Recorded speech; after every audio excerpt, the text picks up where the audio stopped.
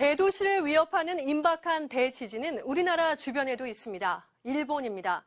일본 본토의 남쪽 해안인 난카이 해구입니다.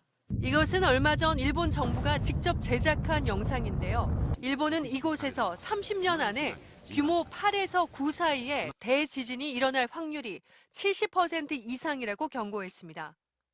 이런 지진이 발생할 경우 일본 정부가 예측한 쓰나미의 위력입니다. 일본 남부의 고치와 시즈오카현 등에서는 30m가 넘는 쓰나미가 발생하는 것으로 예측됩니다. 이 쓰나미가 더 무서운 건 코앞에서 나는 지진이라 대피할 시간이 거의 없다는 겁니다. 일본 정부가 예측한 사망자는 32만 명입니다. 일본에선 또 하나의 무서운 폭탄이 도쿄 등 수도권을 정조준하고 있습니다. 도쿄만 남쪽에 사가미 해구입니다. 이곳은 유라시아판과 태평양판, 필리핀판과 북미판이 충돌하고 있는 곳입니다. 도심의 건물이 무너지고 열차가 탈선하는가 하면 도쿄는 거대한 불길에 휩싸일 것으로 보입니다. 일본 정부는 규모 7 이상의 강진이 30년 안에 도쿄를 강타할 것으로 보고 있습니다. 일본의 강진은 일본에서만 그치는 것이 아닙니다. 강력한 충격파가 우리나라의 지진도 깨울 수 있습니다. 한반도 지각에서 발생 가능한 최대 지진은 규모 7 내외로 판단하고 있습니다.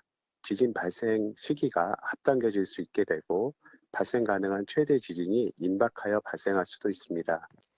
전문가들은 우리나라도 강진 가능성이 커지고 있는 만큼 단층 조사와 내진 대책을 서둘러야 한다고 말합니다.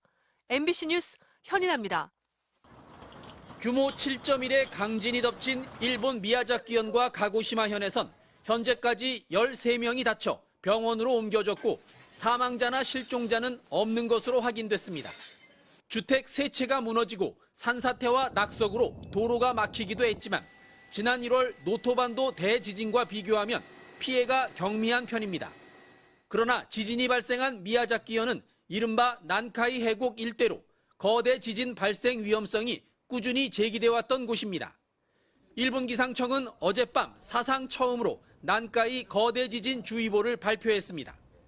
南海トラフ地震の想定震源域では新たな大規模地震の発生可能性が平常時と比べて相対的に高まっているというふうに考えられます。 난카이 거대 지진이 발생할 경우 사망 실종자가 23만 명에 이를 것이란 분석이 나온 적도 있어 일본 국민들은 불안에 떨고 있습니다. 미야자키뿐만 아니라 고치현, 와카야마현, 시즈오카현과 도쿄 역시 거대 지진 대상 지역에 포함됐습니다. 밤사이 해당 지자체는 서둘러 대피소를 개방했고 신칸센도 향후 일주일 동안 저속 운행하는 등 거대 지진 대비에 나섰습니다.